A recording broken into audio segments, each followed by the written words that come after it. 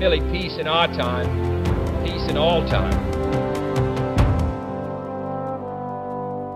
I've got a couple more thoughts, but I want to open up a little bit. We've got some questions here in the audience. We're also monitoring on Twitter as well, so why don't we start in the audience? We have microphones that will come to you. Yeah, in the back. So you said earlier that you recognize the right of, I guess, Palestine to occupy their ancestral homelands. So assuming that that is also the standpoint of your government, how can you continue to finance settlement programs without recognizing that that would be a violation of Palestinian sovereignty? Let me first say that our recognition of the existence of a Palestinian people endowed with the right to self-determination is not reciprocated. And if you were to look at the actual core of the conflict, I think this is it. That you have one party to the conflict that is willing to recognize the legitimacy of the other, and that's not reciprocated. Not even the most moderate Palestinian leader today will actually say that there is a Jewish people, that the Jewish people has had a 3,000-year connection at least to the land we regard as our ancestral homeland, and that we have the right to self-determination. This was the message brought by President Obama during his recent visit to Israel and reiterated by him at every opportunity. And it was a message, I think, heard throughout the Middle East, that the President gave his imprimatur to our narrative and not just the Palestinian narrative. So that's the core of it. We understand that the settlements are an issue for the Palestinians, and not only for the Palestinians. We see the settlements as a subcategory of the territorial issue, because 80% of the settlements are adjacent to the 67 lines, which were indefensible not only by Israeli accounts but also by American estimates of the time. That's why in Resolution 242 you have the call for defensible and recognized borders, secure and recognized borders. Israel's borders were 8 miles across. We just took Secretary of Defense Hagel for a helicopter tour of Israel, and he saw our borders. They're narrower than the Beltway in Washington, and not defensible, with mountains to the east and the sea to behind us. So those settlements were designed to thicken out our border, and those settlements, the blocks, will almost certainly be part of any future Palestinian-Israeli arrangement. Will be part of the Jewish state, and not part of the Palestinian state, irrespective of what the Prime Minister said in Congress about some settlements remaining beyond. We plucked up 21 settlements in 2005 in Gaza. We evicted 9,000 residents. I was a reserve officer in that operation. It was the most traumatic thing I ever went through. We did it to advance peace. We didn't get peace. We got thousands of rockets fired at us. So settlements weren't the issue there either. They were not the issue. There was an Arab-Israeli conflict for 50 years before the first settlement was built. Settlements weren't the issue. During the time of Nasser, there was no settlements. It wasn't settlements at the time of 1967 war. They're not the issue, but we believe the settlement issue can be resolved through negotiation, and a viable border for a Palestinian state can be drawn, preferably one which includes the majority of these residents of these Jewish communities within the Jewish state, and Palestinians on their side of that border. Yes. Hi, my name's Dylan Kaplan. Thank you very much for coming, Ambassador, and thank you for coming as well, back to AU. I work with Ambassador Ahmed in SIS just upstairs, so he gives his regards. Okay. So my question is, in terms of the resignation of Prime Minister Salam Fayyad and how that will affect the peace process, my question is, what is your perspective on that? And then who would you hope to replace Prime Minister Fayyad? Thank you. Thank you. In regards to President Ahmed, it's a blow. We worked very closely with then Prime Minister Fayyad. We saw him as a partner, and he made great strides to building Palestinian institutions that were accountable and transparent. He helped build a Palestinian security forces that not only restored order to Palestinian streets, but worked very closely with our own security forces and showed that we really could work together in the face of great skepticism, both in Israel and also here in Washington, and made believers of many people. And we're sorry to see him go. We believe that the policies established and the precedents he established will continue. We hope so. And that is that whoever replaces him will continue along his path to build institutions And Fayed used to say, he was taking this example from the Zionist movement of the 20s, 30s, and 40s. We built the institutions and then we built the state. We didn't get a state and then think about the institutions. And that's a successful model for state making in the Middle East. We hope that it's successful. We'll follow that model as well. Yes, here in the front. Hi, my name is Orn Rabinowitz, not related. No relation. Carnegie Right. student, soon to be Israeli, actually. My question is, Obama, in his speech in Jerusalem, spoke to the Israeli youth about what they can do Right. to advance peace. What would your message be to Israeli youth and American youth? And I guess we can. Why don't you include Palestinian youth in there and Arab youth? Palestinian youth too. Don't stop. What would be your message for what they can do? Well, what they can do is face up to the realities of the Middle East. You know, we're dealing with some very hard realities in our area. I think that understand your history very well. Understand that the conflict between us didn't begin tomorrow or yesterday. It goes back at least a century, and has exhibited some disturbing patterns that have to be addressed.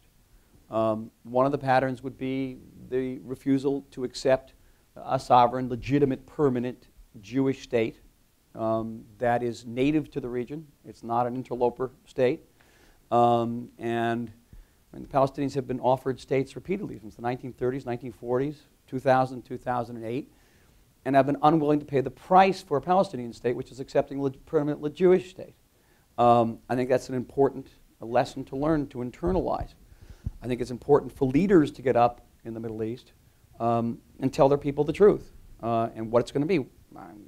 Prime Minister Netanyahu not only got in front of the joint session of Congress, he tells Israelis, we're going to have to make painful sacrifices. We need Palestinian leaders to get up there and also say, we're going to make painful sacrifices. Students, young people, can help deliver that message. That there's going to be a price for peace. It's not going to be an easy price, but we're all going to benefit from it in the long run because we're all going to have a future and we won't have to fight one another. You know, I spent about 30 years in the Israeli military, in regular duty and reserve duty. All of my kids have served in the Army. I had a son who was wounded in action. My sister-in-law was killed in a bus bombing. We've all paid dearly for this conflict. We all desperately want it to end. We understand there's going to be a very painful price, but we're willing to pay that price. You, young people, Americans, Israelis, Palestinians, can help us on that wrong by understanding that the price, yes, is going to be painful, but at the end of the day, it can help bring about reconciliation and a better future for all of us. Michael, what are the consequences of the U.S. disengaging from the Middle East, at whatever level that happens, if that happens? I'm a different generation of just about everybody here in this room. I'm not going to look at anyone, but I remember America's withdrawal from Vietnam in 1975 very well. What was the iconic image? Do you remember what the iconic image of 1975 was? Helicopters being thrown off the side of the aircraft carrier. Everyone carries that with us in my generation. That means you go home. And when you threw the helicopters over the side of the aircraft carrier, you could be pretty sure that the Viet Cong weren't going to follow you back to Washington, D.C. And you could go home from Vietnam. That image won't hold in the Middle East. There is no going home. Because America will remain engaged not only in the Middle East strategically and economically, but the Middle East is going to engage with you in all sorts of ways, including in military threats and the threats of terror. It's going to engage with you. And so there is no going home. And so those of you who are studying the Middle East or engaged in Middle East studies and studying Middle Eastern languages, you know there's going to be a future for you. You're going to be very much involved in this region. And it won't be like the Cold War, which ended and everyone who was studying Russian at that point all of a sudden had less job opportunities. You will have for good and for bad, for positive reasons, for negative reasons. America will remain deeply and I think profoundly involved with the Middle East. Let's go to Twitter, and what do we have there? Okay. Besides the same general question you just answered, which we have more of about what we can do to promote the peace, we have a question from Rachel Shabad. Does peacemaking in the Middle East require a particular type of political leader? Yes. It does. It requires a Begin. It requires a Sadat. It requires a Rabin. It requires a King Hussein. Does Netanyahu fit that mold? Definitely. How so? Because he has come out, and he did it already back in 2009. He went to Israel's National Religious University, Bar Ilan University, the most difficult audience you can find. And he came out and said, for his perspective, and came out and said, we're going to have to make painful sacrifices for peace to create a two-state solution. You know, he didn't say it in front of a left-wing audience. He went out to a difficult audience and he said it. He came, I want to belabor the message, but he came out to a joint session of Congress and talked about sacrifice, talked about solutions for Jerusalem, talked about the future of the settlements. He's being very upfront. That is leadership. He froze settlements for 10 months. It didn't bring the Palestinians to the negotiating table, going back to your question. It didn't work then. He's taken all of these steps. He's willing to take further steps. The Palestinians have to come to the negotiating table. Unfortunately, we haven't seen it yet from the Palestinian side. Arafat was offered a Palestinian state by then Prime Minister Ehud Barak in 2000, which included all of Gaza, the vast majority of the West Bank, half of Jerusalem. He didn't show that leadership at that moment. Unfortunately, Abu Mazen, when he was offered even more in 2008, also didn't show the leadership. We hope he'll show better leadership next time around. But your answer to that question is unequivocally yes. Peacemaking takes leadership, it takes vision, and above all, it takes guts. Can you explain a little bit of this interplay between Abu Mazen, Mahmoud Abbas, and Fayyad, or whoever now comes after Fayyad? I mean, so people understand what those set of partners actually look like and the architecture of it. What the architecture will look like, we can't determine from the Palestinian side. Right now, unfortunately, you have a Palestinian leadership that hasn't been, in the West Bank, that hasn't stood for re-election in quite a long time. And those type of governments that are not monarchies in the middle, traditional monarchies, haven't particularly fared well in the years of the Arab Spring. We can't determine their leadership for them. They're going to have to somehow find a way to determine their leadership. Our democracy is, we're flagrantly democratic, and if Israeli population feels that there's an opportunity for peace, traditionally, if we felt that there's an opportunity for peace and there wasn't a government that was going to avail itself of that opportunity, we've changed governments. Conversely, if we felt that the government wasn't responding sufficiently to terrorist threats, we've changed governments as well, and we don't have to wait for every 4 years to do it. The fact that I think Netanyahu is now approaching the record for the longest sitting prime minister says something about his leadership. But again, I stressed it in my previous answer, it's about guts.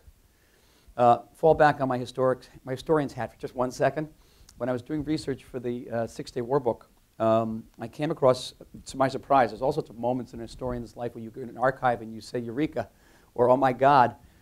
I came across an Israeli initiative in the summer of 1967, after the Six-Day War, to create a Palestinian autonomous entity in the West Bank, something like a state, in the summer of 1967. And Israeli emissaries went out and canvassed the opinions of about 180 Palestinian leaders on the West Bank. And they all gave pretty much the same answer. Yes, we'd like to be autonomous, we'd like to have a state, but if we sign on the dotted line with Israel, the radicals will kill us. And the radical they most frequently cited by name was a gentleman by the name of Yasser Arafat.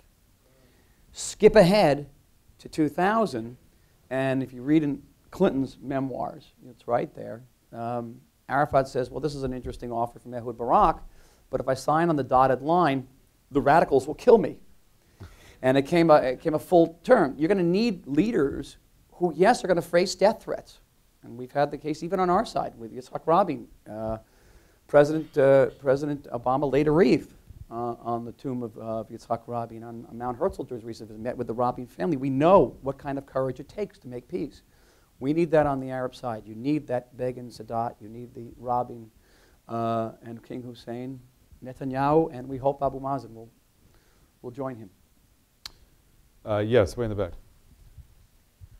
I was thinking that if you look at Martin Luther King, he had a dream, and he believed something.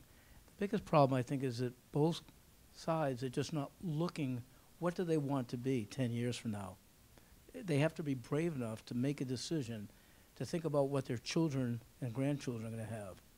And it really takes brave leaders. And really that's... You have Probably no even argument there. In this country, somewhat. But let me, you know, I've sat with students many times, both before this job and during this job, and there's a tremendous amount of pessimism about the Middle East. And it's very easy to be pessimistic about the Middle East today.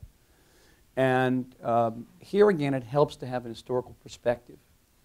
When I was the age of many of the students here, they were at the height of the Cold War.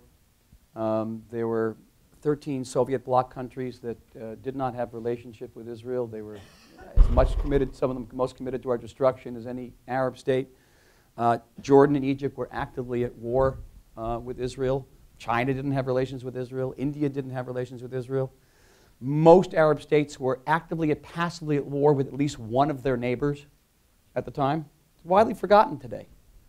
The thought that the president of Egypt would visit Israel, the fact that Jordan and Israel would be at peace, that Israel would have, you know, excellent relations with China and Egypt was totally unthinkable when I was in college. The fact that today that Arab states, between one another, I'm not talking about internally, Arab states today are largely at peace with one another was unthinkable when I was a college student. Look where we are today. I mean, I could take an example of Western Europe, Germany and France, or even if you want to go back to later, France and England. The thought that war between these countries would be unthinkable was unthinkable. And so it really helps to have that historic perspective, Alan, to say that progress toward peace is possible. And it's a source where I keep my optimism, and it helps me do my job. Where else? This side of the room here? Yes, in the back there. Hello. What hope is there for a single-state solution, or to be more realistic, no-state solution? Because it just seems that nationalism, I study Quebec, and it just seems that advocating for a nation-state seems so antiquated and vile. And yet, there are about 193 states in the world, and the vast, vast majority of them are nation states. And so I think it's premature to eulogize the nation state. And I say this as a representative of a proud nation state. The United States is very much the odd man out in the international community in being sort of not a nation state. And there are many nation states like Canada that have large, say, non-national minorities. Canada is probably not a good example, but there are other examples in the world where you have our nation states. Most European states are nation states, and they have some minorities that don't belong to that nation. And Israel is another example. We are a Jewish state, but we have a non-Jewish, large non-Jewish minority. Your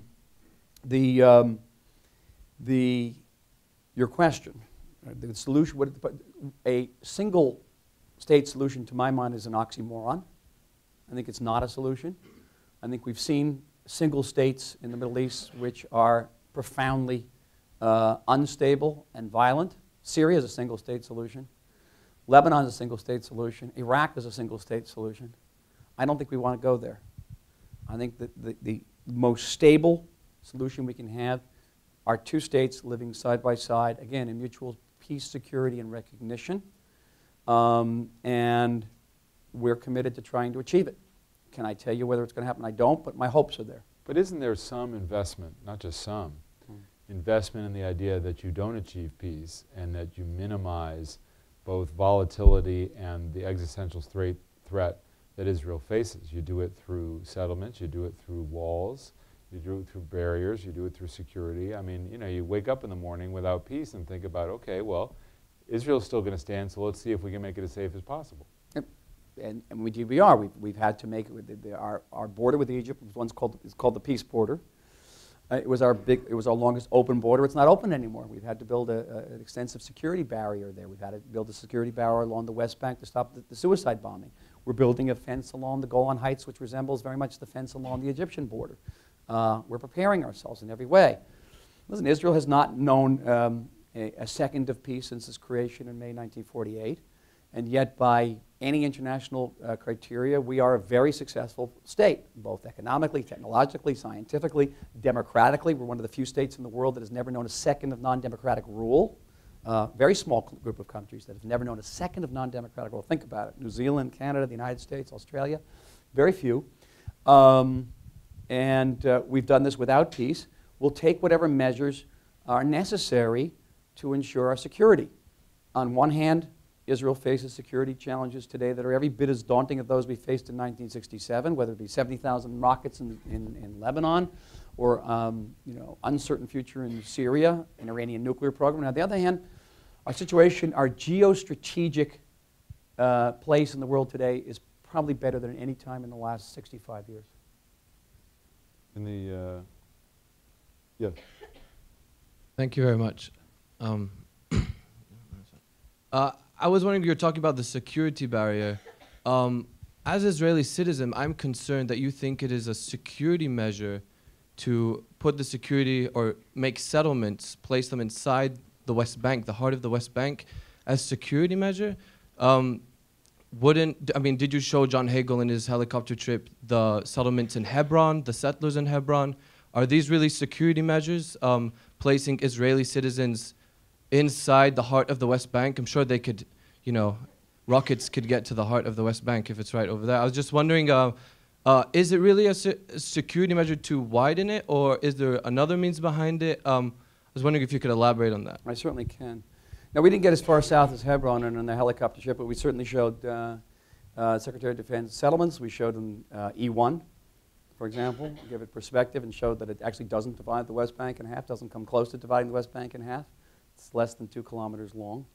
And we showed him the settlement blocks. So he could see it. He also saw the separation barrier, which is about 680 kilometers long. 22 kilometers are of it of wall. And the place where it's a wall was made mostly to keep out sniper fire. We showed him the barrier. We showed him the wall.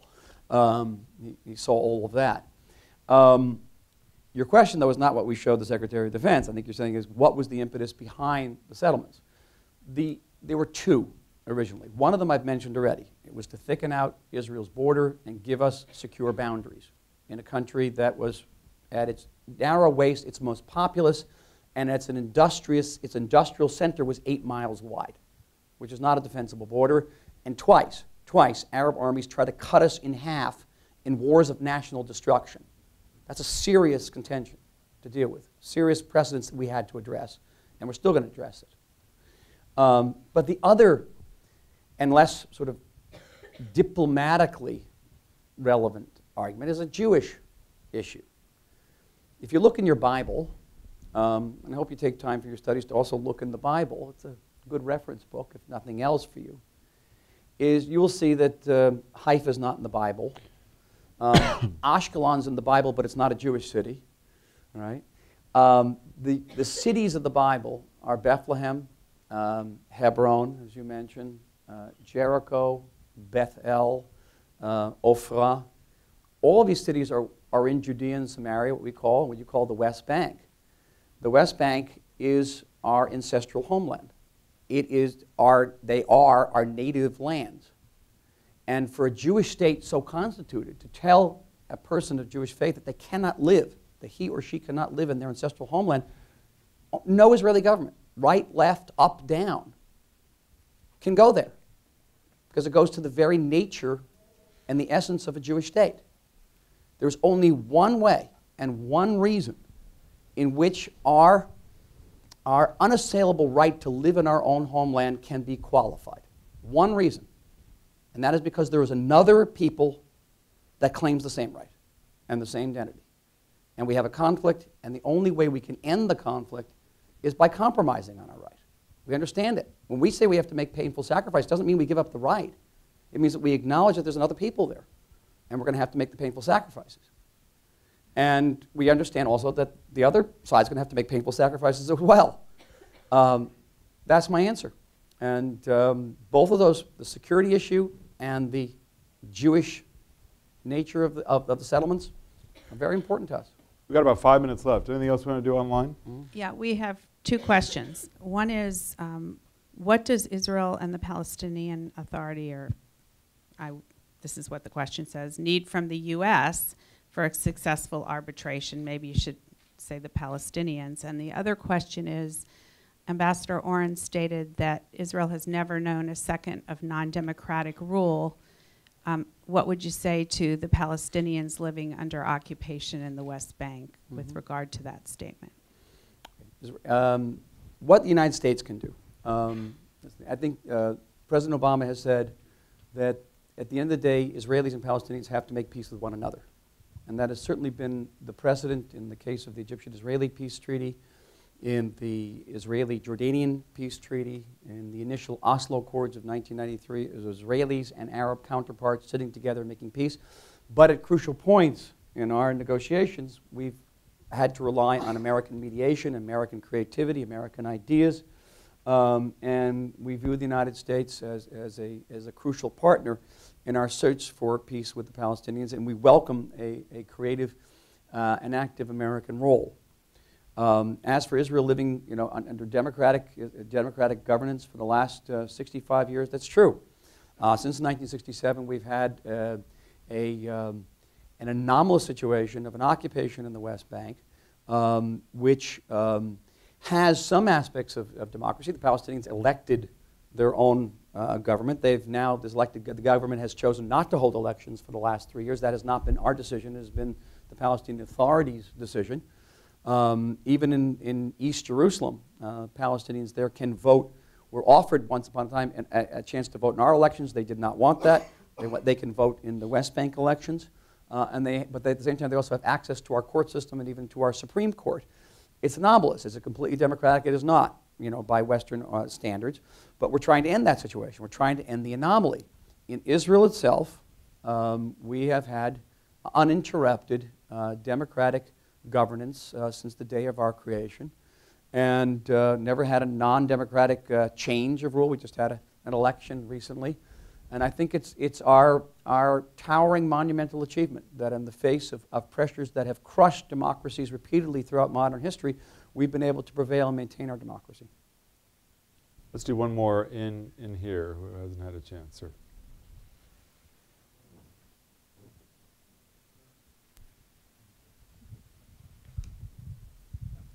Could you speak to, you referred to it, but could you elaborate on the relationship between the Israeli government and the Arabs living in Israel, and particularly among the relationship with the young Arab, and what does that portend for the future of the State of Israel? It's a very good question, and it's difficult to generalize about an Arab public. I can give you one distinction. Israeli Christian Arabs are, per capita, on average, better educated and more affluent than Israeli Jews. Very successful community. Even the Israeli Muslim community has a higher upwardly mobile rate, social mobility ascent, than the Jewish part of the Israeli community right now. It's very interesting what's going on. There are reasons for it.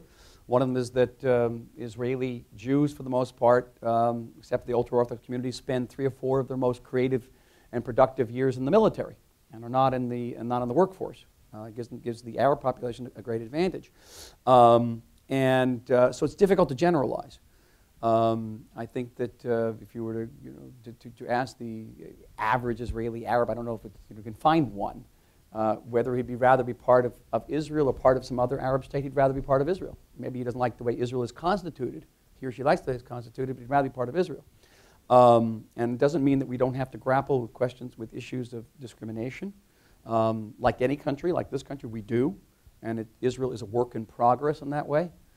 But we have Arab members of our Knesset. We have Arab Chief Justice on our Supreme Court. We have Arabs in every sector. We have Arabs in our military as well, and a growing number of Arabs in our military, particularly among the Bedouin population. Difficult to generalize, but we in Israel, and I want to say this without reservation, sir, we have to do a better job of integrating Israeli Arabs into our society and making them feel part of that society. On the other hand, it's a two-way street. Israeli Arabs also have to do a better job, I think, of accepting Israel as a sovereign Jewish state. There are 21 sovereign Arab states in the Middle East. There's only one Jewish state. And, just as, I don't know, a Jewish person in England, in Britain, can salute a flag that has not 1 but 3 crosses on it, so too can an Israeli Arab Muslim salute a flag that has the Jewish star on it. I want to conclude, Michael, with a question. We started about the ability to speak to adversaries, and you talk about Israel wanting to play a role of impacting the future of the Middle East. How are things going with Turkey? Things are going better with Turkey. We had, our policy, our attitude toward Turkey hadn't changed. Turkey's attitude toward us changed after the change of Turkish government in 2002. Turkey, those who studied the modern Middle East, Turkey tried for well over 70 years to turn to the West, to be accepted by the West. It was not accepted by the West. It turned back to its Middle Eastern roots, turned back to its Islamic roots. That created a situation of sort of a greater tensions between the Turkish government and Israel, which were unfortunate. We didn't change our policy. We had many years of very close military strategic cooperation with Turkey, including joint maneuvers. Those maneuvers were continuing even when I got on this job in 2009, and they were canceled just as I came on. And we had a thriving tourist industry. About 400,000 Israelis were visiting Turkey every year, including myself. Fabulous country, great beaches, wonderful food, lovely people, and great, for those history buffs, extraordinary antiquities. But things changed, and it reached a nadir with the flotilla incident of 2010. We had accepted a UN arbitration for that, and we accepted the findings of that arbitration, which called on Israel to express regret for the Turkish nationals who were killed in the operation and to pay compensation. Turkey did not accept the outcome and wanted some type of apology. And for most of the last 2 years, we were looking for a formula and a situation in which we could do that. And that opportunity presented itself during President Obama's visit. And we were able to avail ourselves of that opportunity. I was very much part of that process. It was an extraordinary experience for me. And every diplomat dreams of doing something like this. And it was the right time, and the leader of Turkey, Erdogan, was able to apologize for some remarks he made about, unfortunate remarks he made about Zionism. We were able to apologize for any loss of Turkish life or injuries that may have taken place as a result of operational mistakes during the flotilla operation. And on the basis of that, our teams met, I think, just last week and discussed ways in which we can compensate those families who lost members in the flotilla operation, and Turkey will restore its ambassador to Tel Aviv, and we can get onto a better track, and maybe we can have those tourists go back soon. It's my hope. You see, things can improve. They can move for the better in the Middle East. Don't lose perspective here, and don't lose hope. Don't lose your sense of optimism. It's very important. Ambassador Warren, we'll leave it there. Thank you very much. Thank you all.